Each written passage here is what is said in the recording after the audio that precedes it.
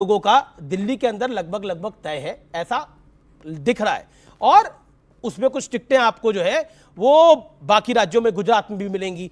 क्या आपको लगता है कि मोदी का मुकाबला कर पाएंगे? और हमारा आज का शीर्षक है, कब होंगे कामयाब? देखिए, ये जो गठबंधन ये बता रहे हैं कि इंडिया अलायंस की बार बार बात करते हैं और बार बार इस तरीके से दिखाते हैं कि जैसे मोदी जी अकेले लड़ रहे हैं। 39 पार्टियों का तो गठबंधन है ही, साथ में उसकी 3 सबसे बड़ी पार्टियां कौन सी है? एक का नाम है ईडी, दूसरी का सीबीआई और तीसरे का इनकम टैक्स। ये जो बेवकूफ बनाने के तरीके हैं, अगर 400 पार हो ही रही थी साहब, तो नीतीश जी के पैर क्यों पकड़े? क्यों जयंत जी के पैर पकड़ने पड़ गए? 400 पार हो रही है तो कश्मीर में भी नए नए लोगों से रात को बात होने की कुछ चर्चे सुनाई दे रहे हैं। कौन रात को गया? रात को मिले। हाँ, तो रात को अगर फारूक अब्दुल्ला मिलने गई तो कोई तो मिला होगा ना। तो रात को मिल रहे हैं, 400 पार हो रही है, इतनी टेंशन क्यों है? फिर क्यों उद्धव ठाकरे की पार्टी को तोड़ना पड़ा? क्योंकि उद्धव ठाकरे के पिताजी तो ओरिजिनल हिंदू हृदय सम्राट थे। उनके बेटे को आप कुछ भी कह सकते हो, वो तो आपके रोल मॉडल रहे होंगे। तब तो आप थे भी नहीं जब वो हिंदुओं की राजनीति की बात करते थे। उनके बेटे की पार्टी को आपने तोड़ लिया, फिर भी आपका पेट नहीं भरा, फिर भी आपको डर लगा, तो आपने कहा क्या करें? तो आपने शरद पवार जी की पार्टी को तोड़ लिया, फिर भी मन नहीं भरा यार, कांग्रेस के अशोक चौहान जी को तोड़ लिया। तो आपको अगर 400 पार हो रही है तो आपको सबके पैर क्यों पकड़ने पड़ते हैं? क्योंकि इनको मालूम है कि जनता बेवकूफ नहीं है। जनता को साफ दिखाई दे रहा है कि रोज रोज अपने ही एक्स गवर्नर के ऊपर आपने छापा मार दिया। क्यों मार दिया?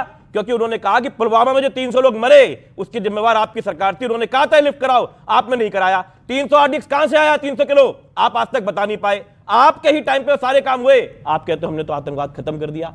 अरे लोगों को कितना बेवकूफ बनाओगे, कितना लोगों को छलोगे, कितना लोगों को ठगोगे? और आप कह रहे हो कि हमने नहीं ठगा। आपने जितना लोगों को बेवकूफ बनाया, मुझे लगता है हिंदुस्तान की राजनीति के अंदर कोई इतना बेवकूफ नहीं बना होगा। और इसी हिंदुस्तान में देखिए, आपको लग रहा है पब्लिक बेवकूफ बन रही है? नहीं, देखिए सुनिए, आपको एक सेकंड, आपको लग रहा है पब्लिक बेवकूफ बन रही है? बेवकूफ है सारे बैठे हुए, ये व्यूअर्स उस तरफ, वोटर्स आप लोगों के। देखिए, वैसे तो जनता का जो फैसला होता है वो सबको मान लेना चाहिए, ठीक है, लेकिन जनता को बेवकूफ बनाने के तरीके तो है ना कि कॉम्प्लान नहीं पियोगे तो बच्चा बड़ा नहीं होगा। तो हमारे बाबा ने तो कॉम्प्लान नहीं पिया, लेकिन वो बड़े हो गए। हमारे पिताजी ने भी नहीं पिया, हमने थोड़ा पिया, हमारे बच्चे शायद और ज्यादा पिए। तो वो यही करते, अगर हमको वोट नहीं दोगे हिंदू खत्म हो जाएंगे। अरे भाई, हिंदू पहले भी थे, आज भी है, कल भी रहेंगे, कोई खत्म नहीं कर सकता। लेकिन तुम कॉम्प्लान बुला रहे हो, अगर नहीं होगा तो ऐसा नहीं होगा। डराने की राजनीति, डराने की राजनीति, 80% लोगों की राजनीति करके बेवकूफ बना रहे हो। आम आदमी पार्टी के विधायक साहब और नेता प्रवक्ता राजेश गुप्ता जी का बयान कि आप डराने की पॉलिटिक्स करती हो। और देखिए, ये सीबीआई ईडी वाला कोई आरोप आप पर नया नहीं है, ये सब लोग आप पर लगाते हैं। मतलब सीबीआई ईडी ऐसा ही होता है कि विपक्ष के नेताओं के द्वार ही पहुंच जाता है, डोरबेल उन्हीं की बजा देता है। ऐसा तो सुधांशु जी, इतना इत्तेफाक तो इत्तेफाक से होता नहीं है। दोनों बातों का जवाब देता हूं। पहली बात, इन्होंने कहा किसके चरणों में गिरे पड़े। देखिए, आजकल वनडे क्रिकेट का जमाना आ गया। जब टेस्ट मैच होते थे तो अगर कोई बैट्समैन दोनों, हाँ मैं उसे बता रहा हूं, मगर इसलिए याद दिलाता हूं, दोनों इनिंग्स में 0 पे आउट हो जाए तो उसे कहते थे चश्मा पहन लेना। 2-0 कांग्रेस पार्टी 2 बार लोकसभा विधानसभा 0, दूसरी बार लोकसभा विधानसभा 0 पाने वाले में 67 सीटें पाने वाली पार्टी जाके चरणों में गिर गई। ऐसा क्या देखा भैया कांग्रेस में कि आज उससे गठबंधन करने पे आ गए और हमसे कह रहे हो हम गिर गए? और अभी देखिए कितनी शिद्दत से अजीत पवार जी के, उनकी शरद पवार जी की पार्टी तोड़ दी। अरे भाई, वो संजय सिंह का वीडियो देखो जाके, ये सब परिवार की पार्टी, उत्तर से दक्षिण सुनिए, फलाना फलाना फलाना फलाना फलाना फलाना। और उसके बाद शीला दीक्षित जी का याद है, पीछे लिखा हुआ बेईमान, और केजरीवाल जी ईमानदार।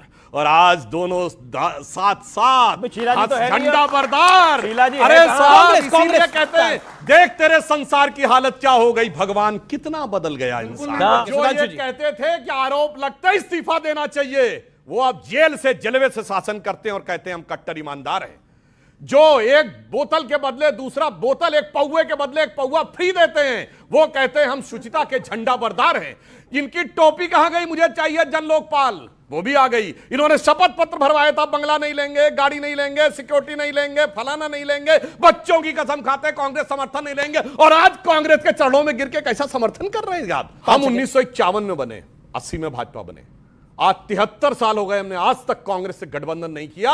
ये कसम खा के आओ 73 दिन में कांग्रेस से गठबंधन करके सरकार बनाई। ये अंतर है हमारी फितरत तो इनकी। जी जी, आपने पूरी अपनी पॉलिटिक्स कांग्रेस के विरोध में करी, सपा के विरोध में करी, डीएमके के विरोध में करी, शरद राव पवार के विरोध में करी, लालू यादव के विरोध में करी। आज उसी लालू यादव के साथ, उसी शरद राव पवार के साथ, उसी गांधी परिवार के साथ आपको इकट्ठा बैठना पड़ रहा है। तो पब्लिक, दिल्ली की जनता, पंजाब की जनता आपको जो अलग पॉलिटिक्स का मसीहा मानती थी, उनके साथ ये छल नहीं है, पॉलिटिकल धोखा नहीं है कि आपने बोला क्या और करा क्या।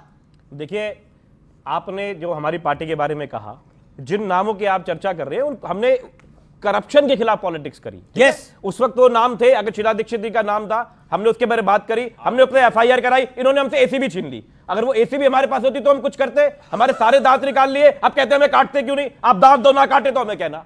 आप जब हमें कुछ करने नहीं देते, सुनिए, उसके बाद में सुनिए, जो गठबंधन की ये बात बार-बार ये बोलकर आप फंस गए। मैं इसलिए बोल रहा हूं, आपने बोला कि अगर एसीबी होती तो हम कार्रवाई, वो भ्रष्ट है, हमारे पास एजेंसी नहीं है तो हम कार्रवाई नहीं कर पा रहे, तो साथ हो जाएंगे। शीला जी अब दिवंगत तो साथ हो जाएंगे। शीला जी अब दिवंगत भैया जी भावनाओं में बह के ज्यादा बोल गए। नहीं, अगर होती तब तो कुछ इंक्वायरी होगी, एसीबी इंक्वायरी करती, फांसी थोड़ी देती, जो उसमें आता हुआ था। अब जैसे बार-बार कह रहे थे कि कहां चले जाओ, बंगाल चले जाओ, बंगाल चले जाओ। अरे हम यहाँ पे खड़े हुए कह रहे हैं, आप जो भी वहां पे शहजादा शेख है, शाहजहां शेख है, हमें तो नाम भी ढंग से नहीं पता। क्यों नहीं पता? रुकिए, क्यों नहीं पता? सुनिए बात, सुनिए, क्यों नहीं पता? सुनिए, अरे मतलब इनको कोई मतलब ही नहीं है वहां से। इनको इन्हीं नामों ये से राष्ट्रीय राजनीति पार्टी चलती है, है। इनकी बात, ये इनकी राष्ट्रीय राजनीति पार्टी की बातों में है, चलती क्षेत्रीय है। पार्टी मैं नहीं। लेकिन ठोक के कह रहा हूं कि जो आदमी अगर उसने गलत करा उसको फांसी दे दो। तुम कह दो आपको ब्रजभूषण तो नाम भी नहीं पता। तुम कहो ब्रजभूषण सिंह को फांसी दे दो, तुम्हारी हिम्मत है कुछ कह जाए ब्रजभूषण सिंह को, तुम्हारी आवाज नहीं निकलती। ये जो पॉलिटिक्स है ना, किस बात पे भाई कार्रवाई तो जांच हो कौन रही है ना। कब तक जांच होगी? अरे दिल्ली पुलिस ने लिख के दिया हुआ है कि इनके खिलाफ साक्ष्य मिले हैं, आप उसके बाद में कौन सी जांच करना चाहते हो? आप कोई जांच नहीं करते, आप डर के बैठते हो क्योंकि यूपी के अंदर उनकी 54 यूनिवर्सिटीज है, आपकी आवाज नहीं 54 यूनिवर्सिटीज है, आप तो कुछ भी बोले चले जाएंगे। 54 का नाम बताइए, 54 का नाम बताइए, 54 के नाम बताइए, कुछ भी बोल देंगे।